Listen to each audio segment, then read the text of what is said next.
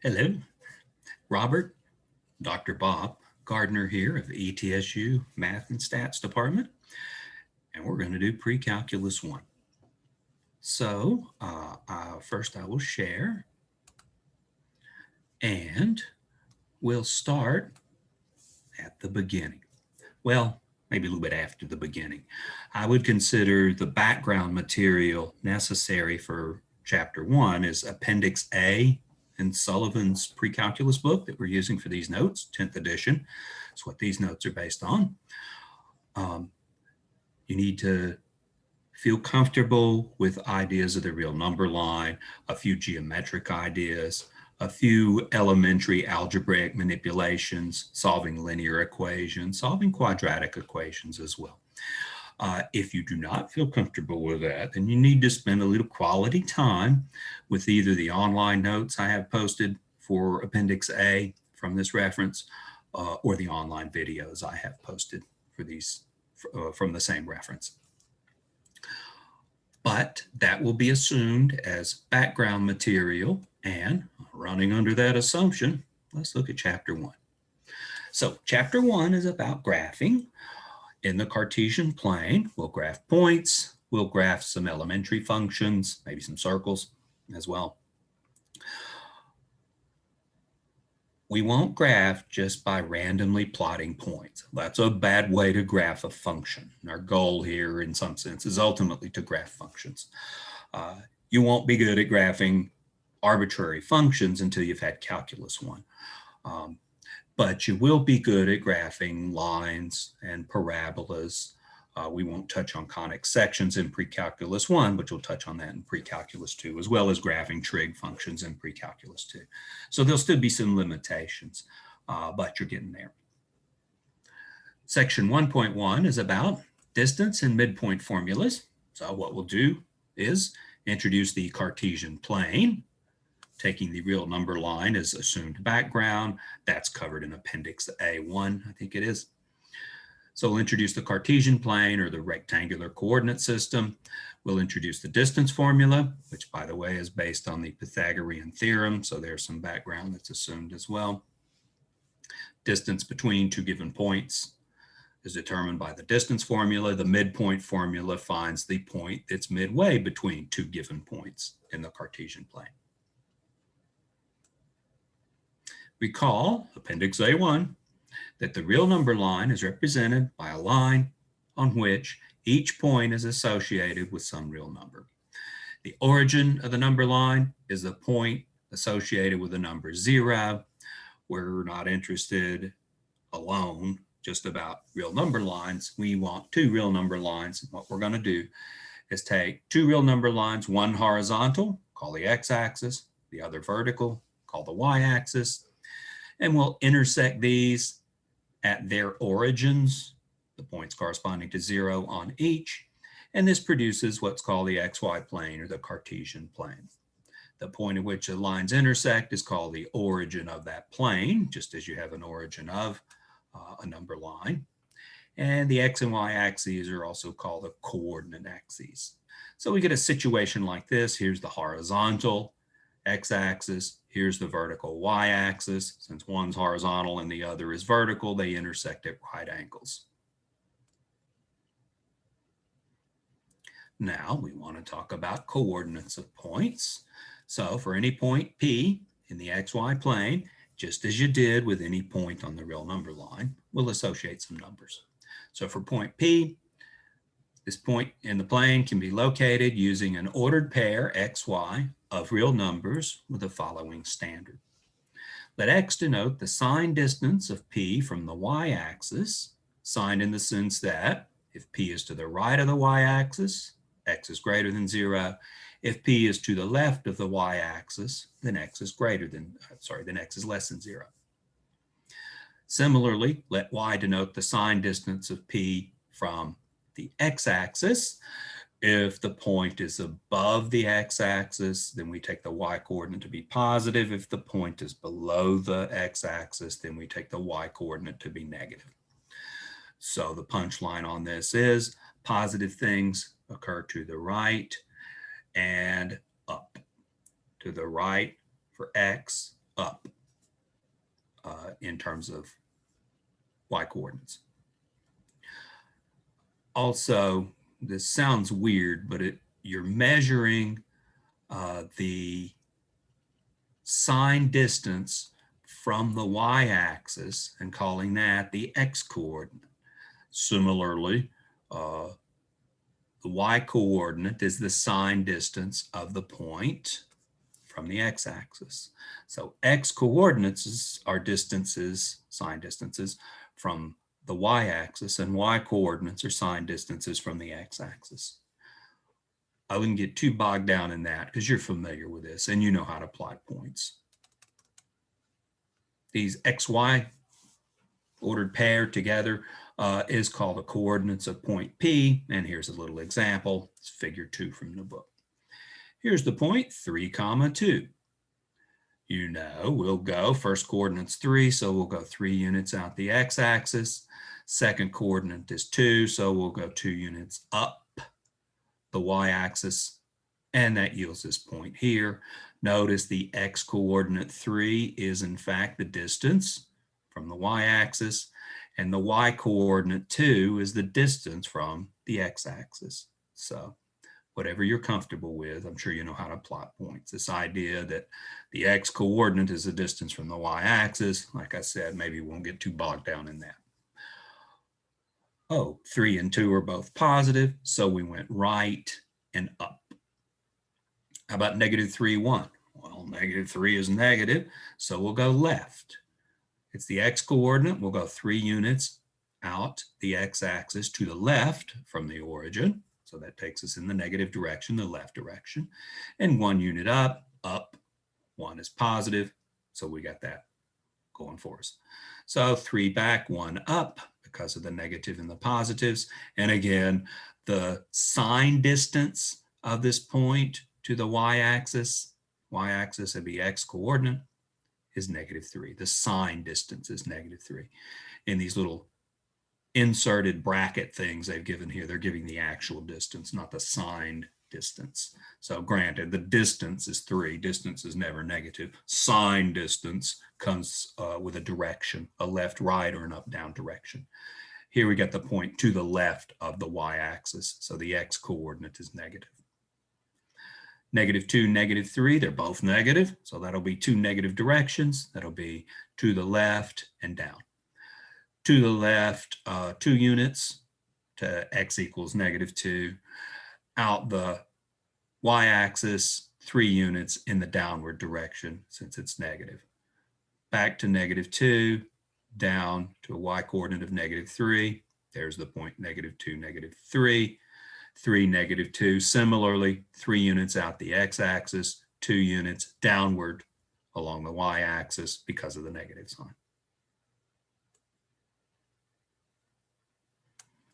If x and y are coordinates of a point P, then the x-coordinate, also called the abscissa of point P, and the y-coordinate, also called the ordinate of P, are these numbers x and y respectively.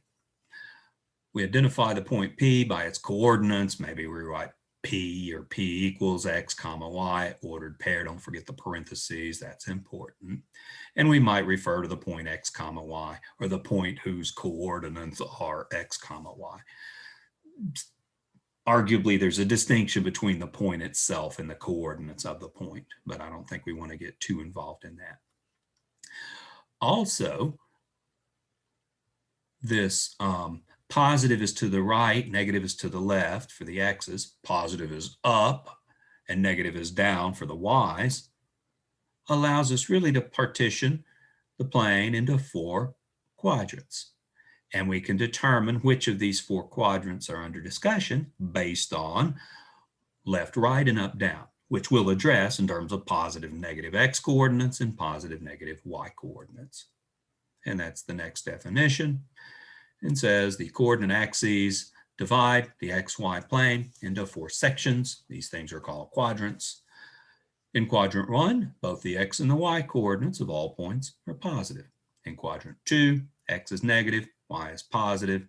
In quadrant 3, both are negative. And in quadrant 4, x is positive and y is negative. Quadrant 1, quadrant 2, quadrant 3, quadrant 4. We start in the upper right and then move counterclockwise. Maybe it seems odd you'd move counterclockwise, but that's the definition. In counting, this is first, this is second, this is third, this is fourth.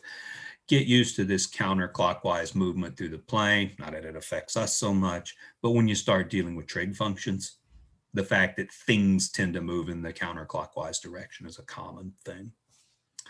But we get these 4 coordinates, and if you think in terms of both are positive, that would be left and up, so it's the upper left quadrant. This is the upper right quadrant. This is the upper left quadrant, so the left would give us x negative, and the upper would give us y positive. So you can think in terms of uppers and lowers and lefts and rights, and similarly find this, but we start in the upper right quadrant and then move counterclockwise in the numbering scheme. Let's look at some examples. Okay, I've got lots of supplemental files posted online. Here we'll go through a number of examples from this section. These are largely just exercises from the book. So number 16 says from this section, plot each point in the xy plane, tell in which quadrant or on what coordinate axis each point lies. Okay, so we got those quadrants, which do not include the axes. They resulted from removing the axes from the coordinate plane. And we want to plot a bunch of points. Well, here's a nice little Cartesian plane system, Cartesian coordinate system, only labeled up to about 6, but that'll do for what we have here. We want to plot these points. First point, A, labeled A, so we'll have something when we draw a dot down here, something to label it with. First point A is 1, 4, so we'll go 1 unit out the x-axis and 4 units up. They're both positive. We'll go to the right and up. Here's point A. Point B, -3, -4. That'll be in the third quadrant. That'll be back and down. Back to the left, 3 units to -3, down 4 units to a y coordinate of -4. There's the point B. A is in quadrant 1. Let's just go ahead and give it all away at once. A is in quadrant 1. B is down here in quadrant 3. I hope I said that correctly before. Point C at -3, 4. Let's see, -3, 4. That'll be left and up, would put us here in quadrant 2. Point D, 4, 1. 4 units over, 1 unit up, right there, quadrant 1. And point E, 0, 1. Okay, 0 units to the left and right, so we don't go any displacement there. And we go +1, we go 1 unit up. So this is the first one that gives us a point that doesn't lie in one of the quadrants. It lies on the y-axis. So it lies on one of the coordinate axes, as they call it. So point E, notice, lies on the y-axis. Point F, -3, 0. So we'll go 3 units to the left out the x-axis, 0 units up or down, leaving us with a point that lies along the x-axis. So that last 2 lie along coordinate axes. And there's how you can relate positives and negativeness to the quadrants. Both negative is the only one in which they're both negative. That's the only one that lies in quadrant 3. Quadrant 4 down here, we'd need x positive and y negative. There isn't a positive negative in any of these. Positive, positive, negative, negative, negative, positive, would be quadrant 2. But there is no positive negatives with these, and so there's nothing in quadrant 4 down here. Positive, negative, 0 positive or negative. It's neither. It's too busy being 0, right? 0 doesn't count. It's neither positive nor negative. It's 0. There's 3 kinds of real numbers. There's positive real numbers, there's negative real numbers, and then there's 0. Also mentioned in the appendices in some of the review material. Let's return to the notes. What's next? A distance formula? Oh, no, another example. Let's do another example. All right, number 18 has you plotting a bunch of points again. 0, 3, 1, 3, -2, 3, 5, 3, and -4, 3. So they like 3 for y coordinates because they want you to describe the set of all points of the form x comma 3, where x could be anything. Okay, all those y coordinates are 3, so these points will all be 3 units above the x-axis at various places. Here's a Cartesian plane. We'll go through, easy enough for me just to click to the next slide, but there's all those points. 0, 3. Ooh, the fact that one of these entries is 0 tells you that lies on a coordinate axis. X coordinate is 0, so it must lie along the y coordinate axis. So here's the point 0, 3, labeled sort of off to the side because of the spacing. 1, 3, 1 unit over, 3 units up, -2, 3, -2 units to the left, 3 units up, and so forth. So something, and then 3 units up. If we want to see all points of the form x comma 3, where x could be anything, we go x units to the left or the right, depending on the sign of x, and then 3 units up. It's always, and then 3 units up. So if we took all points of that form, you get this point and all these points that lie along this line. So if we look at all points of the form x comma 3, you'll get a horizontal line that lies along I guess I'd say it's intercept, getting ahead of myself a little bit on the lingo. It's a horizontal line with intercept 0, 3. It's all the points that are 3 units from the x-axis and above because it's a +3. So there's what we get with a little bit of explanation when we graph all points of the form x comma 3. Now let's return to the notes. And next statement is, I've stated it as a theorem, the distance formula.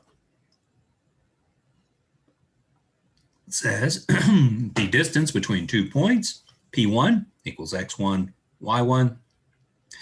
The coordinates of point P1 are x1, y1. And P2 has coordinates x2, y2. The distance between those points, denoted with a d for distance from P1 to P2, is x2 minus x1 squared plus y2 minus y1 squared. It's the difference in the x's squared plus the differences in the y's squared, followed by a square root. Now, all this squaring and square rooting ought to remind you of something from geometry, ought to remind you of the Pythagorean theorem. And as we'll see, that's where this comes from. Little comment here. We've subscripted these in a very reasonable way. Point P sub 1 has x coordinate x sub 1 and y coordinate y sub 1. It's all sub 1s. Second point, it's all sub 2s. Does the order matter? Let's be consistent with the order. Maybe it doesn't matter so much now, but we'll do some things later when we do the slopes of lines where the order matters. So we're going to take the x sub 2 first with the x's, then take the y sub 2 first with the y's. Is this absolutely necessary? No, but do it because I said so. You're developing a habit of consistency. Okay, if you got the things in backwards, it wouldn't matter because the square would absorb a negative sign. But it's going to matter in some other things. So I'm going to say always put, if you put this coordinate first with the x's, put that coordinate first with the y's. Do it. It's a good habit to start. Now, let's look at a proof of that and a couple of exercises to illustrate it. Okay, I suggest this ought to remind you of the Pythagorean theorem, a squared plus b squared equals c squared, as folks like to say. And we've got 3 things squared. Well, if I squared both sides, we'd have this thing squared plus that thing squared equals this other thing squared, if I squared both sides and got rid of the square root symbol. So it's very Pythagorean theorem-ish. Pythagorean theorem applies to right triangles. So we need some right angles. Well, we got right angles because the x-axis is perpendicular to the y-axis. So first, we're going to assume that the line joining P1 and P2 is neither horizontal nor vertical. We'll take care of those cases here on the second slide. But what we're dealing with here then is here's point P1, here's point P2. Just a schematic. I mean, instead of going to the right and up, for all I know, we could go to the right and down, or for that matter, to the left and up, or to the left and down from P1 to get to point P2. So this is a schematic that we're using to introduce a right triangle and to go through and find relationships between those coordinates. Hopefully this is the relationship. So here's point P1, has coordinates x1, x2, x1, y1. Here's point P2 with coordinates x2, y2. Point P2, what's this? The line joining P1 and P2 is neither horizontal or vertical. So P2 doesn't lie straight over, left or right, or straight above or below point P1. That's the implication of this first case. Introduce a point P3. Introduce a point P3 with coordinates x2, y1. So it's got the same x coordinate as P sub 1, so it's straight over from P sub 1. Could be to the left and not to the right. And the same y coordinate as point, excuse me, I read that wrong. It's got the same x coordinate as point P sub 2, excuse me. X coordinates are the same. All x coordinates of x sub 2 lie along this vertical line. Excuse me, I misspoke. I interchanged x's and y. But if the x coordinate is x sub 2, then it lies over here. So it's, excuse me, it's directly below P sub 2. And the y coordinate, y sub 1, is the same as the y coordinate of P sub 1. So I go up the y-axis to y sub 1, and it's at the same horizontal place as P sub 1. Same horizontal place as P sub 1, same vertical place as P sub 2. So, you know, I could have this going in a different direction, and that would alter where P sub 3 is, but we'd still get ourselves a right triangle. So we've done this to introduce a right triangle. We're looking for the distance between point P1 and point P2. In this right triangle, that's the hypotenuse. Can you find the lengths of the sides of the right triangle? Yeah. That's why we put point P3 where we did. Gave us a right triangle, and it's easy to measure these distances. How far is it from here to here? What's the length of the lower leg? Well, that's just the distance between x1 and x2.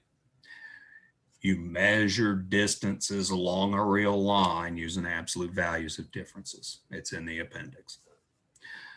So how far is it from here to here? Well, I don't know if it's x2 minus x1 or x1 minus x2. Remember, instead of having point P2 to the right of point P1, for all I know, it could be to the left of point P1. This is a schematic diagram in that sense. We'll just take an absolute value and it won't matter. The distance, horizontal distance between these 2 points is the difference in their x coordinates, absolute value of. So it'd be the absolute value, say, of x2 minus x1. You want to call it the absolute value of x1 minus x2, also true. Vertical displacement be the difference in the y coordinates. Point P3 has y coordinate y1, point P2 has y coordinate y2, and the distance is the absolute value of the difference of y1 and y2. Let's call it the absolute value of y2 minus y1. You want to interchange y1 and y2. It's also the absolute value of y1 minus y2. But as warned, let's be consistent. We're taking sub 2's minus sub 1's in both of those. And we get these absolute values. So we've got a right triangle. The hypotenuse is the length we're looking for. We know the length of one leg. We know the length of the other leg. The horizontal distance from P1 to P2 is the absolute value of the difference of their coordinates, horizontal distance given here. Vertical distance, truncated a little bit at the bottom, it's y2 minus y1, absolute value of is indicated in the figure, and we got a right triangle. So Pythagoras comes to the rescue to tell you this thing squared plus that thing squared equals a hypotenuse squared. So we'll have this absolute value squared plus this absolute value squared equals that distance squared. Hypotenuse of a right triangle has a length by the Pythagorean theorem, which satisfies. Hypotenuse squared equals, in our diagram, in our schematic diagram, the length squared of the horizontal leg plus the length squared of the vertical leg. And we measured those with absolute values. Informally, if you say the Pythagorean theorem says a squared plus b squared equals c squared, here's the a squared, here's the b squared, and here's the c squared. So if you think of it in that style, that's exactly what we've got. Now, squaring absorbs negative signs. You take +3 or -3, you square them, you get the same thing, you get 9. So whether or not we take x2 minus x1 or x1 minus x2, it doesn't matter, those differ by a negative sign. And when you square it, it absorbs that negative sign. So we could write this either as x2 minus x1 or x1 minus x2 squared. Both of those would equal the absolute value squared. Do it like I said so, to develop a habit of being consistent with the sub 2's first and the sub 1's second, though it doesn't really matter here. And similarly with the y's, we'll take y2 minus y1, quantity squared. So we've eliminated the absolute values. You can't just throw absolute values away, but you can get rid of them if you know more information. And we know enough information, the fact that we're squaring, to say, I don't need its absolute values. It's not wrong to leave them in, but take them out. That's really just style stuff as well. So if we want the distance itself, we'll take the square root of both sides. That'll be the square root of this and the square root of that. Square root of the distance of P1 to P2 squared. You square a real number and take the square root of it. It gives you not that real number back, but the absolute value of that real number. So we pick up an absolute value here. But distances are non-negative. So I'm removing absolute values in this conversation, but with reasons. If I got reasons, I can get rid of absolute values. They don't always just disappear, but I might be able to eliminate them and replace them with something else. But something else in this case is a multiplication by 1, effectively. So since this is known to be a non-negative quantity, distance is never negative. Distance can be 0, but it's never negative. Then the absolute value of this non-negative thing is the thing itself, because distances are non-negative. And so we get the distance is the square root of this quantity, and that's exactly what we were supposed to show. The big punchline here is the distance formula comes from the Pythagorean theorem. But we did assume that the points were not located along the same horizontal line or the same vertical line. So we still need to take care of that case before we're done establishing the distance formula in all its generality. So first, suppose P1 and P2 do lie along the same horizontal line. I can't introduce a triangle in this one, so I got to deal with this one separately. And similarly, if P1 and P2 lie along the same vertical line, I can't introduce a right triangle, and we have to deal with that separately. But here's what we're going to do. Suppose the line joining P1 and P2 is horizontal, is given here. Then the y-coordinate of P1 equals the y-coordinate of P2. These have the same y-coordinates. Y sub 1, say, they're the same. So I'm mixing indices over here. You might say, well, I know y sub 2 equals y sub 1 by the geometry. They lie along the same horizontal line. So we get this kind of picture here. And we want to know the distance between those 2 points. Well, easy enough. It's just the difference in their x coordinates. It would be x2 minus x1, absolute value of. x2 minus x1, absolute value of. Now I want to make that look like the distance formula. So what I'm going to do is say, well, let's take this absolute value, square it, and take a square root. When you take the square root of something squared, real number, you get the absolute value of this something. So do that. So x2 minus x1 squared, square root of, will equal the absolute value. Properties of square roots and squaring. And to that, let's add 0. That doesn't change anything. So I'm trying to make this look like the distance formula. 0. How about we take 0 and write it as y2 minus y1? And we must have y1 and y2 the same because the geometry is these points lie along the same horizontal line. In this case, we get the distance from P1 to P2 equals the square root of the sum of the squares, just like before. That still leaves this right-hand case where the points are located on the same vertical line. All right, we'll do the same thing. Except now we'll have the x coordinates the same and the y coordinates different, and the y coordinates difference of the absolute value determining the distance. So this is similar to what we did previously. P1 and P2 lie on the same vertical line. If that's the case, then they must have equal x coordinates. We get an x1 in both of these, or if you like, x sub 2 equals x sub 1. It's a cleaner way to state it, and this is the way the book illustrates it. Well, in this case, the distance between the points is just this little distance measured vertically. That'd be this y coordinate minus that y coordinate, absolute value of. Remember, it's still just a schematic. We could have point P sub 2 on the bottom and point P sub 1 on the top, for all we know. All you know is P1 and P2 lie on the same vertical line. That's what I mean by schematic. All right, so we'll take an absolute value to take care of that. And we get the distance from P1 to P2 is simply the absolute value of y2 minus y1. How about we write that as a square root of, that generates the absolute value, add a 0 in.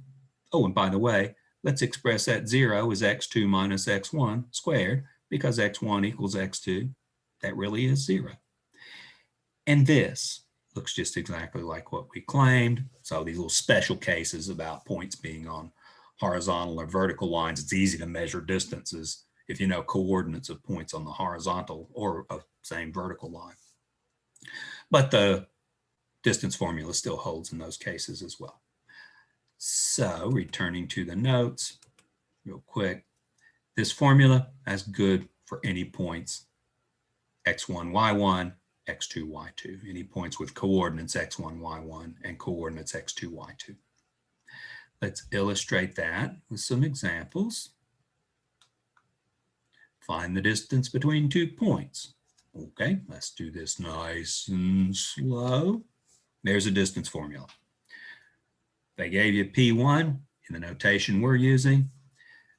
We'll have those coordinates x1 and y1 representing these two numbers.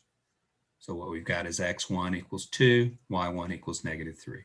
And point P2 will denote the coordinates as x2, y2. That is x2 equals 4 and y2 equals 2, is spelled out, by the way, in complete sentences with explanations here, as you will do when you take the test. You'll write words and give explanations. This isn't just a bunch of scratch work. It's communication. So if we want the distance, all we got to do is take this formula and plug these in the right spot. So let's see, x2 will go here, x2 is 4, so we'll have a 4 here, x1 is 2, so I have the 2 there, y2, negative, whoops, no, y2 is 2, y1 is -3, we'll have minus a -3, so be careful with that. Substituting in, it produces this. There's that minus a negative. Well, subtracting a negative is the same as adding. So we get 4 minus 2, which is 2. 2 minus -3, 2 plus 3 is 5. Each of those gets squared. We take a square root. 4 plus 25 is 29. Square root of, there's the distance. Don't mess with that distance. That's the answer. You take a calculator out and you approximate that, you're not giving the correct answer anymore. You're approximating the correct answer. Why approximate it if you know what it is exactly? You're taking a physics class, maybe you're doing some more manipulations and you want numerical approximations, fine. Get the calculator out and go to town. This is a math class though, and there's the exact answer. you'd have to find the exact answer anyhow, and then you get the calculator out and approximate it. Save yourself the trouble in here. We got the exact value. It's common for these distances to involve these square root things. When you take the square root of something or other, I'm not surprised to see things that turn out to be irrational numbers, square roots that can't be simplified further. Another example. Plot each point, A, B, and C, and form the triangle ABC. Show that the triangle is a right triangle and give its area. Okay, so they gave us the coordinates of 3 points. We'll go to a coordinate system and plot the points. Let's speed this up a little bit. Point A is -6, 3, -6, 3, gives us the point right there. Similarly, 3, -5. Hey, there's a positive and a negative. That'd be to the right and down. There's something in the fourth quadrant. We haven't seen an example of that yet. So anyhow, point B is here. Point C is here. -1, 5, negative and positive, just like here. So these 2 points lie in the same quadrant. It's quadrant 2. And we want to prove these form a right triangle. Well, looks plausible. We need to establish that more mathematically, though. What do you know about right triangles? Know the Pythagorean theorem. Pythagorean theorem would tell us if this is a right triangle, then this side squared equals that side squared plus that side squared. And conversely, if that squared relationship holds, then this is a right triangle. So let's find these distances. Let's find the distance from A to B. That'd be what we suspect is the hypotenuse. Let's find the distance from A to C, this leg, and the distance from B to C, listing it in alphabetical order, doesn't matter. Let's find those 3 distances and see if the distance from A to B squared equals this distance squared plus that distance squared. Distance from A to B, A and B. Okay, here they are. There's x1, x2, and x1, y1, and x2, y2. So subscripts of 2. We'll use these first. That was a protocol we had. But we'll have 3 minus -6. There it is, 3 minus -6 squared. -5 minus 3, -5 minus 3 squared, square root of. 3 minus -6, that's 3 plus 6, that's 9. 9 squared is 81. -5 minus 3, -8. Square it, the negative disappears. You get 64 out. 8 squared is 64. Add these together, you get 145. Can you simplify that? Maybe. Why bother? Let's leave it like it is and answer the question they asked. I'm not too terribly interested if I can simplify this. Maybe there's a perfect square in there, maybe not. Distance from A to C, okay? So I'll use these as x1, y1, and these, point C, as x2, y2. So we'll have 5 minus 3, A to C, oops, excuse me, -1 minus -6, excuse me, x's first, -1 minus -6, change in x's squared, 5 minus 3 for the y's, so there's the 5 minus 3, squared, square root of, let's speed this up a little bit, you get 25 plus 4 from the arithmetic when you do the simplifying and then the squaring, that gives 29. Take your time, pause the video, double check the arithmetic, but let's speed this up a little bit. These videos are going to be long enough. Distance from B to C, okay, that'd be this one here. Maybe subscript these with 1s, subscript these with 2s, do a similar manipulation, substitute in. It looks like we get a square root of 116 on that one. Any observations about these distances? This is the biggest one, A to B. Yeah, that looks right. I suspect it's hypotenuse. This is the smallest one, distance from A to C. Yeah, I mean, I don't want to put too much weight on these graphs, but that looks pretty reasonable. And this one's middle-sized. Okay, what are we doing here? Trying to show that the triangle is a right triangle, and they want its area. All right, then we want to show one of these squared equals the sum of the squares of the other two. I suspect this is the hypotenuse, so let's try that. The converse of the Pythagorean theorem says ABC is a right triangle if the square of the length of one side is the sum of the squares of the lengths of the other two sides. You know, A squared plus B squared equals C squared. That A, B, and C just rattling around in your head from another setting, not this A, B, C. These are points, not numbers. So we'll take the longest one, square root of 145, and square it. The shortest one, square root of 29, square it. The middle one, 116, square root of, square that. That's neat. The squares get rid of the square roots. And we're left with 145 equals 29 plus 16. That's what we get by squaring these out. Since that holds, the distance from AB squared equals the distance from AC squared plus the distance from BC squared. Pythagorean theorem says if you have that relationship between the lengths of the sides of a triangle, then it is a right triangle. It's a converse of the Pythagorean theorem, actually. So we have a right triangle, and that's why, and that was the first thing they wanted us to show. So we've got a right triangle because of the relationship between the lengths of the sides of the triangle. Its area, again, need to look at one of those appendices. I think it's Appendix A3 that deals with geometry. The area of a triangle is 1/2 base times height. We got a right triangle, so it's easy to see what the base and the height are. It's the two legs, excluding the hypotenuse. With side AC as the base and side BC as the height, we've got those numbers above. We'd have 1/2 that length times that length, or these distances. Distance from A to C, it looks like that was a square root of 29. Distance from B to C is the height, was a square root of 116. So we'll have 1/2 those distances multiplied together, 1/2 square root of 29 times the square root of 116. 116 is I think that's 29 times 4. I think this is 29 times 4. Manipulate this how you like. And there's the area right there. Let's do simplify it for fun. I'm not that big on simplifying things. You have a precise numerical value, and that's, if this were a test, I'd say that's sufficient for the lecture. Hey, you get a square root of 29 here. Turns out there's a square root of 29 hiding in here as well. And you get some cancellation of those square roots to produce a multiple of 29. There's also a square root of 4 hiding in this one. Square root of 4 is 2. 2 times 29 is 58. And that's where that comes from. If you like simplifying, we'll divide that by 2 from the 1/2 and the 1/2 base times height thing. And there's your 29. And that must be the area of this right triangle. Easy to find bases and heights of right triangles, so it's easy to find their areas.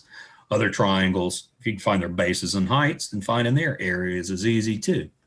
But if it's not a right triangle, it's harder to find the length of the base and the length of the height. Returning to the notes, one last topic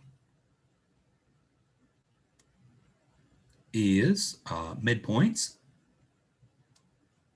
Let P1 be the point with coordinates x1, y1, P2 be the point with coordinates x2, y2. Let these be the endpoints of a line segment, and let capital M, x comma y, be the point on the line segment that's the same distance from P1 as it is from P2. This point's called a midpoint of the line segment, and finding midpoints of line segments is easy in terms of coordinates of the endpoints. Theorem 1.1.b, the midpoint formula claims that the midpoint M equals xy, the coordinates of the midpoint xy in terms of the coordinates of P1 and P2 is as given. It's the average of the x coordinates, comma, average of the y coordinates. So that's how you find the coordinates of the midpoint, we allege, in terms of the coordinates of 2 points. Let's prove it. To the notes, there's the claim. Let's go through and establish that. So here's what this midpoint stuff is all about. Again, schematically, here's a point P1, here's a point P2. I don't necessarily know that P2 is to the right and up from P1, but let's draw it that way. We just need a schematic diagram. We can't assume the over and up thing. If we're measuring distances, we might need some absolute values in here. And we're doing maybe something with distances. You're talking midpoint. All right, so consider what we would get by plotting point P1, point P2, and a point that's halfway in between. Take that point halfway in between and introduce these triangles, these right triangles. So we've got, say, point A will go straight over from point P sub 1. So this will have some unknown x coordinate. In fact, that's what we're looking for. And up to this point here. So since we went straight over to find this point A, the y coordinate for point A will be the same as the y coordinate for point P sub 1. The x coordinate, I don't know. I don't know how far over you went. You went until you hit this midpoint, whatever it is. We're looking for the coordinates of the midpoint. The claim is it's this stuff here. So we're trying to establish that. Over at P sub 2, let's go straight down. Okay, if you go straight down, then the x coordinates will be the same, and we'll get a point B, call it, that has the same x coordinate as point P, and the same y coordinate as the midpoint N. So you don't know what the y coordinate is. Here's what you don't know. You don't know what x and y is. x1, y1, x2, y2, these are numbers. They're given to you. You'll be given coordinates of a point. You're looking for the midpoint.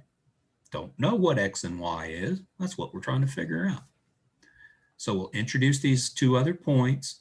I know the x coordinate of this one, but I don't know the y coordinate. I know the y coordinate of point A, but I don't know the x coordinate of point A.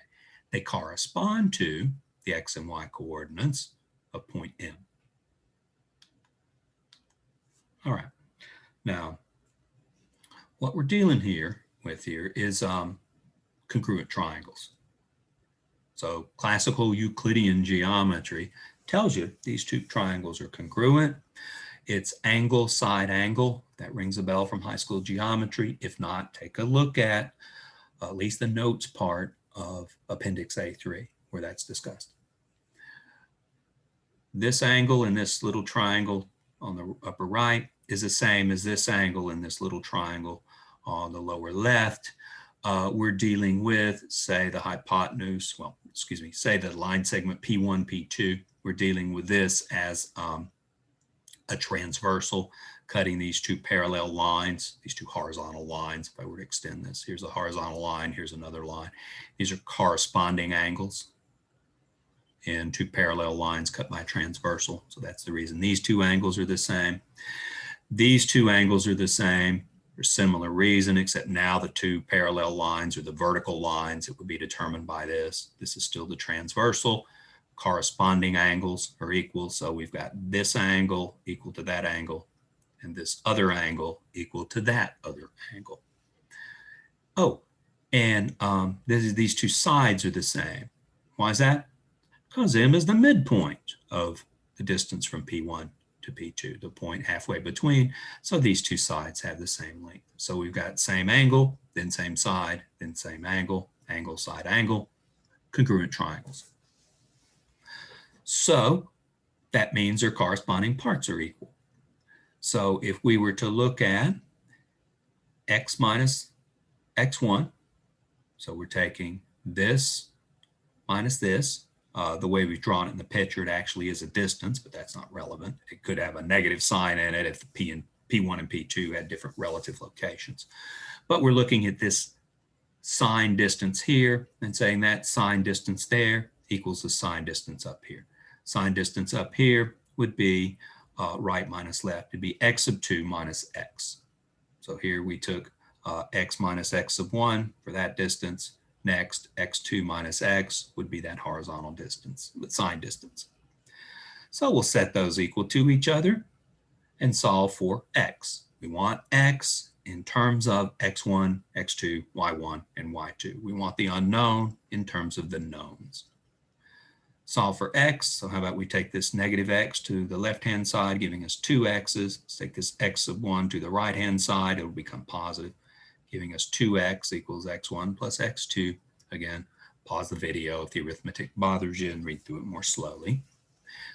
We'll divide both sides by 2, and that produces x equals x1 plus x2 over 2, and that's what we were supposed to get. Do the same thing for the other sides, the vertical sides. Here the sign distance is y minus y1. Here the sign distance is y2 minus y. So we'll set these equal to each other in those congruent triangles. So y minus y1 equal to y2 minus y. Take the y to the left-hand side, the y1 to the right-hand side, divide by 2, same arithmetic procedure, except with y's. And you get this for y. So indeed, the x-coordinate of this point is the average of the x-coordinates. The y-coordinate of this point, the midpoint, is the average of the y-coordinates of the two given points, P1 and P2. Not a surprising result. I don't know, it took an idea of congruent triangles to go through and establish this. So that's, I don't know, not entirely trivial geometry to go through and establish it, but we'll mostly just do computations with this. Let's run back to the notes real quick. Let's do 4 examples to illustrate this. Okay. First, here's 2 points. Find the midpoint of the line segment joining those 2 points.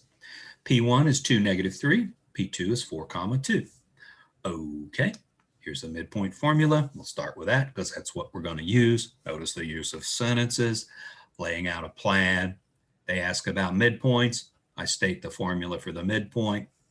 My strategy here is trying to teach you this stuff, but you're trying to pick this up in a way that you can reproduce this, establishing an argument of explaining this technical material in a very logical way that involves verbiage, not just throwing numbers and formulas around. So here's the midpoint formula. We've got these 2 points, P1 and P2. So with the obvious at this stage, notation, let P sub 1 have coordinates x1, y1, let P sub 2 have coordinates x2, y2. We're led to these values for x1, y1, x2, y2, simply reading these off. So we'll plug these values into the midpoint formula, producing this. Let's check this real quick. Should be x1, x1 should be 2, correct? Whoops, sorry, I touched something. x2 goes here, x2 is 4, x2 is 4, and put a 4 here. There you go, and we average them. And similarly with the y coordinates, they were -3 and 2, yeah, -3 and 2. Leading us to 6 over 2 and -1 over 2. 6 over 2 and -1 over 2. I'm happy with that myself as a solution. Of course, we could simplify that. When it comes test time, I'm really not going to care whether you simplify or not. There may be some times when you're requested to simplify. That may be the manipulations. That'll come more near the end of the course, though. Mostly, I'm happy if you get numerical values out, good enough. To check your answers with a solutions manual or the back of the book, you will have to simplify to make sure you've got it right. And I'll usually simplify things in here. Maybe not entirely always, but I'll usually simplify things. But I'd say, hey, there's the answer right there. I simply haven't done the division to simplify it a little bit. So there's a use of the midpoint formula for exactly what it was defined for, the distance, equidistant point between 2 given points, P1 and P2. Let's do it again, but in a more general setting. Find the midpoint of a line segment joining P1, which has coordinates a, a, and P2, which has coordinates 0, 0. Same thing, except they use letters instead of numbers. Well, then our answer will have letters instead of exclusively numbers in it. Same story, we got the midpoint formula. Again, P1, we'll let the coordinates of that be x1, y1. P2, we'll let the coordinates of that be x2, y2. So we must have x1 equals a, y1 equals a. Don't know what a is, that didn't tell us. We've got x2 and y2 are both 0. Plug into the formula, x1, x2, let's see, that would be a and 0, so we'd have a plus 0. Y1 and y2 are also a and 0, so we get an a and 0 there. Add them to the arithmetic, a over 2, comma, a over 2. Not surprising, were I to draw a picture, I believe this lies along a 45-degree line through the origin, and we've gone from the origin halfway to that point along that 45-degree line. More of this later when we talk about graphing lines, but there's certainly some geometry behind it.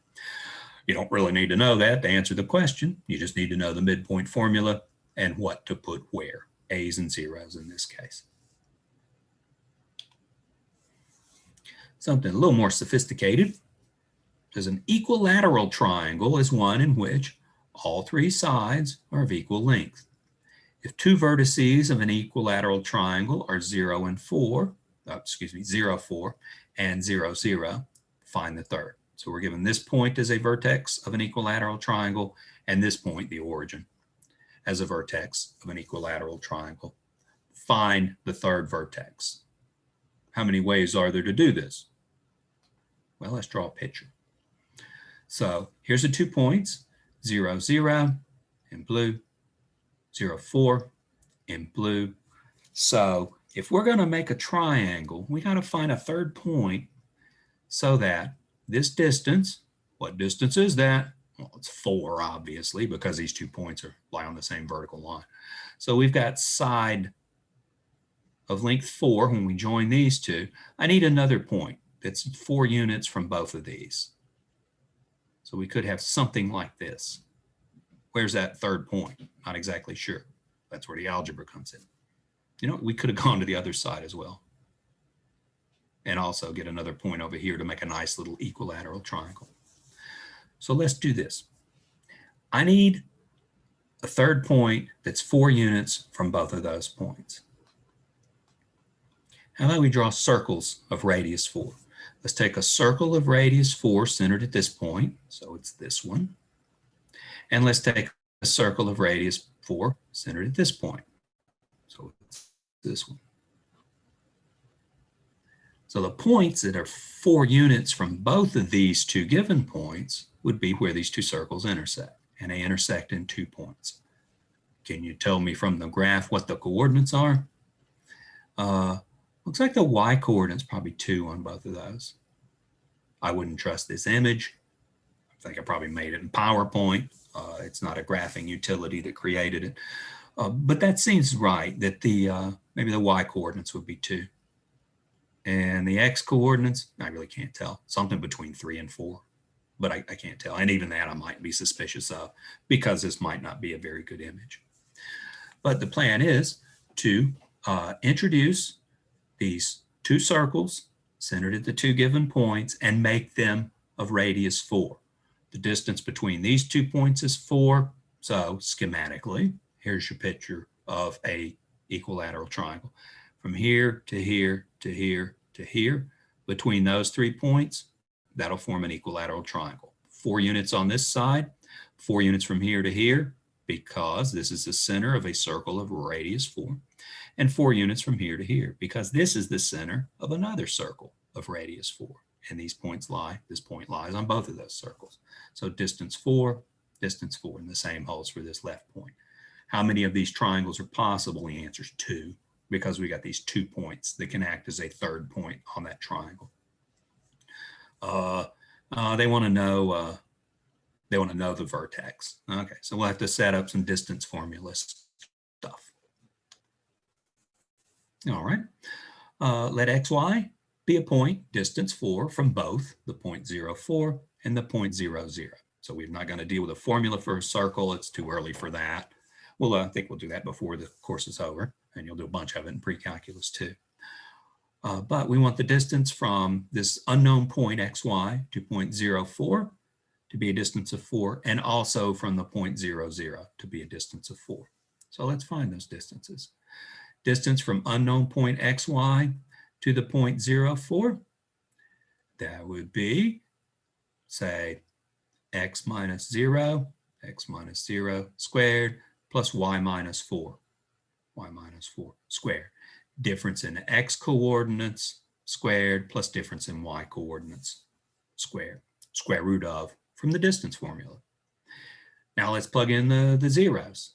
So we'd have the distance from x to 0 be, say, x minus 0 squared Maybe it's a sign distance, but we've been through that. Y minus 0 squared. So we're taking this to be the sub 2's and this to be the sub 1's in the first case and this to be the sub 1's in the second case if you want to get into the subscripts. Maybe don't want to get quite that into the weeds on the details, but we've used the distance formula to set both of those distances equal to 4. So we need to solve this. I don't like them square roots. Let's square all 3 parts of this equality. 4 squared is 16. Square a square root disappears. Square the square root disappears. Simplify the arithmetic a little bit. Let's get rid of those zeros. Subtracting 0 doesn't do anything. So write x minus 0 quantity squared is x squared. And similarly over here, we are still left with that one. All right. So we need to solve this for x and y. So one equation has got 2 unknowns in it. So, well, let's see what happens. Let's take the center part and multiply that out. Now, what you're going to do? I'm stuck. Well, let's multiply out. We can do that. And hopefully some things will simplify based on that. So we'll have the x squared. I need to take y minus 4 quantity squared, squaring a binomial here. Or if you like foiling it, first, outer, inner, last. It's in, I think that's reviewed in Appendix A1, Algebraic Manipulations. No, it's the appendix on polynomials. This is covered in Appendix A somewhere, one of the sections of Appendix A. You need to definitely know how to multiply out 2 terms like this. So we'll have the first one squared. We'll have twice the product. The product is negative 4y. Double it to get negative 8y. And we'll have the last one squared. So there's what we get by squaring it out. If you are rusty on that, please review the Appendix A material. Over here, there's nothing we can do. But by multiplying out, hey, the x's disappear. We got an x squared here and we got an x squared there. We've temporarily dropped the 16. But we've got x squares on both sides, so let's cancel the x squares. Actually, we got y squares on both sides as well. Let's cancel those too. Oops. That'll just leave us with negative 8y plus 16, canceling the x squares and canceling the y squares. On the right-hand side, there's nothing left, so we get equals 0. Negative 8y plus 16 equals 0. Take the 16 to the other side, divide by the negative 8, you'll get 2. Certainly you get 2 out of this as a solution. So there's the y coordinate. The y coordinate's 2. We ain't done. We need the x coordinate too. And let's briefly pause.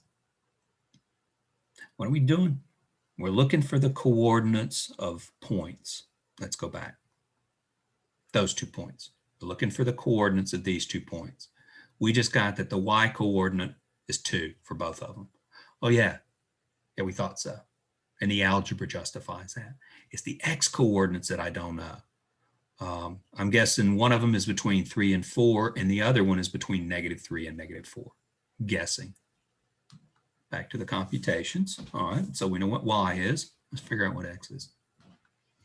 If we look at this equation again, actually this is 2 or 3 equations.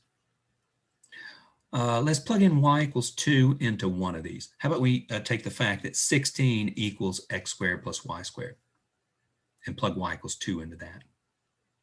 You want to take 16 equals the other thing and plugs y equals 2 into that, you go right ahead. That ain't wrong. I'm drawn to this one because it looks simpler, and I like doing it correctly and as simple as possible.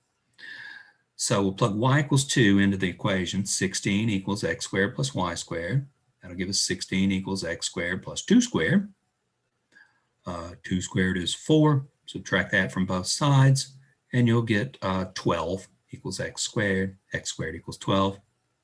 Now let's very carefully solve this.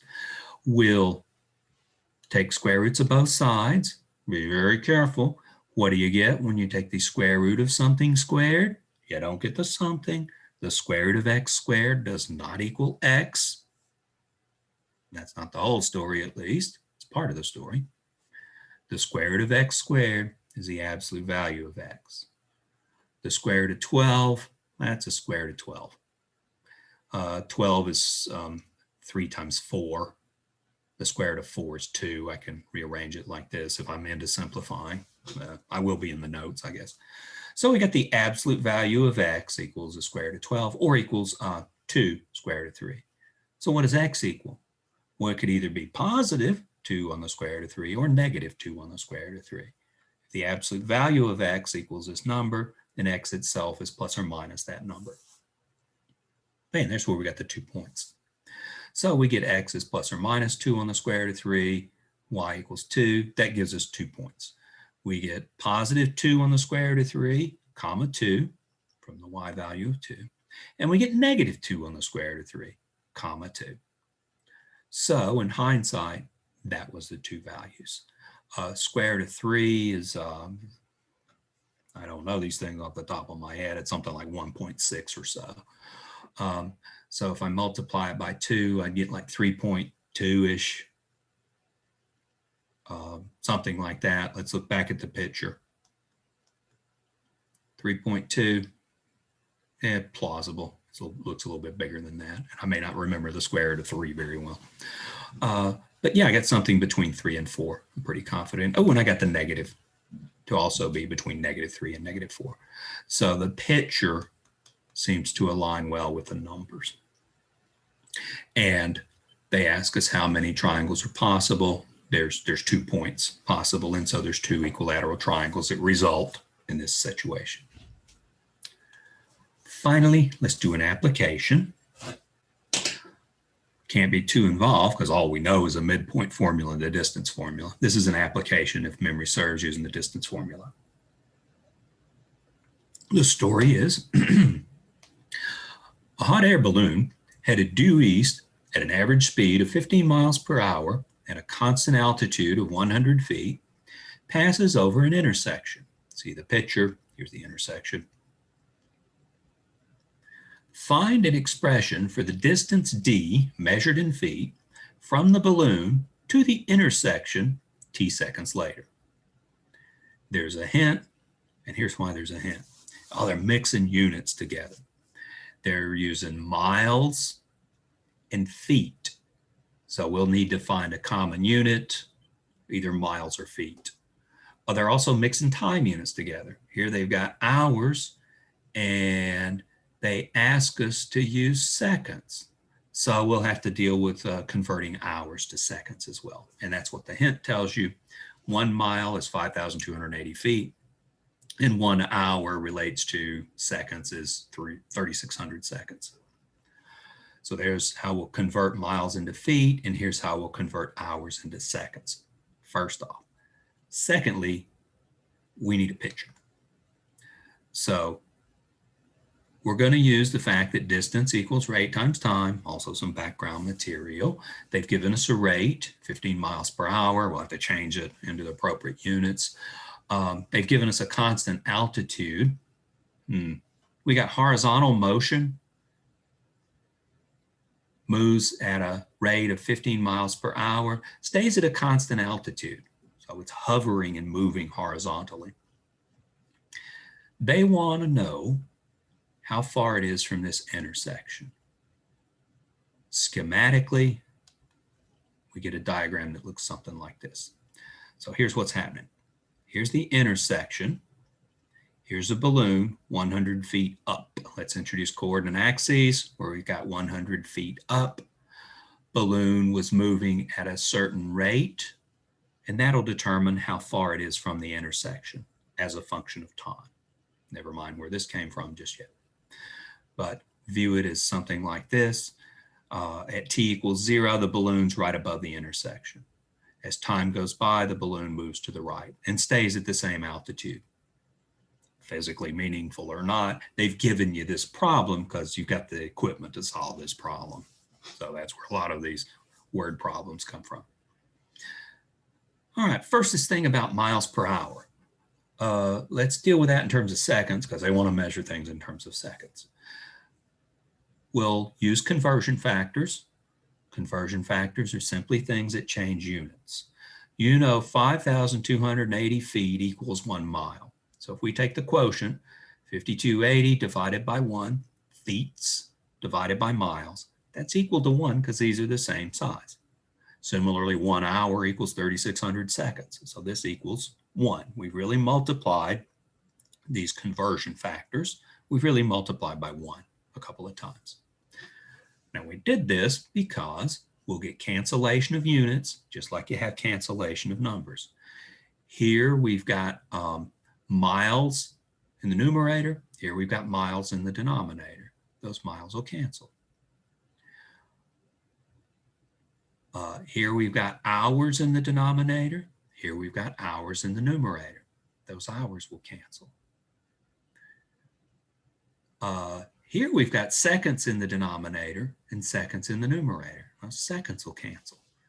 So let's see, the miles canceled, the hours canceled, and the seconds canceled. That just leaves us with feet. So this parameter we're dealing with, x, is rate times time. Here's the rate, 15 miles per hour. Here's the time, but it's measured in seconds. So we got to convert the miles into feet and the time into seconds. And this is the conversion factor that converts time. This is the conversion factor that converts distance as needed. So when dealing with units, they cancel the same way numbers do. Cancellation of per hours with hours in the numerator, seconds in the numerator, seconds in the denominator. All that stuff cancels out.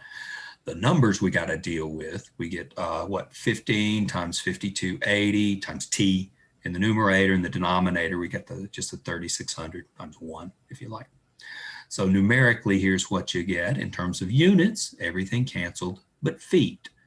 X was a distance, and they wanted it measured in feet. So we get, in terms of feet, 15 times 5280 over 3600 t. That simplifies, well, this might not be a bad place for a calculator, it simplifies to 22 t. So we get that as a function of time, x equals 22 t feet. Its distance equals rate times time. So we'd simply take the rate and the time. Okay, they muddled it up by mixing units up. So we had to put the conversion factors in as well to convert the units. So at time t equals 0, we'd have x equals 0. Yeah, we'd be at this point right here when t equals 0. It's right when the balloon is above the intersection. Time goes by, the balloon moves to the right, and it does so in this way to produce at time t a point, 22t for the x coordinate, and for the y coordinate, a point of value 100. Both of those measured in feet. All right, so at time t, we get a picture that looks like this. What was the question? Let's go back and read the question again. Find an expression for the distance d measured in feet from the balloon to the intersection t seconds later. Well, it looks like this t seconds later. They want to know this distance here, the red line segment, as a function of time. How far is it from here to here? And we know how to do that. We got the distance formula. The coordinates of this point are 0, 0. That's the origin. We set the coordinate system up so that the intersection occurs at 0, 0. And the balloon's over here, 22t, 100. So the question is, distance from 0, 0 to 22t, 100.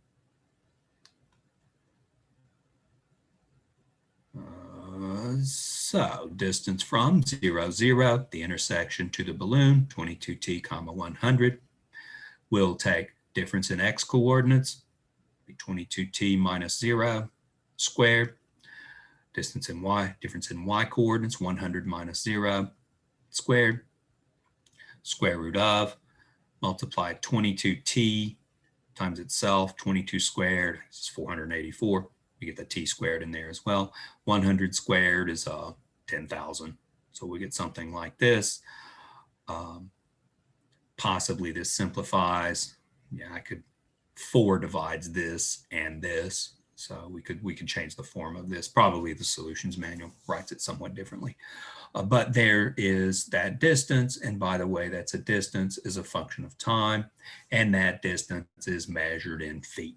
You kids are probably headed for some exposure to engineering classes or physics classes, in which case units will play a big deal. I've expressed this as would commonly be done in a math class. A physics class would more emphasize the feets. We're getting, these were measured in feet. There comes a square feet. Here comes another square feet. You take a square root of square feet and get regular old feet. So this is measured in feet, and distance d is measured in feet because they told us to measure distances in feet. So there's an application of the distance formula that completes the examples from this section, including some applications. And you're good to go with midpoint formula and distance formula. We've been introduced to the Cartesian plane. So we'll pick up with section 1.2 next, and I'll see you there. Have a nice day. Bye-bye.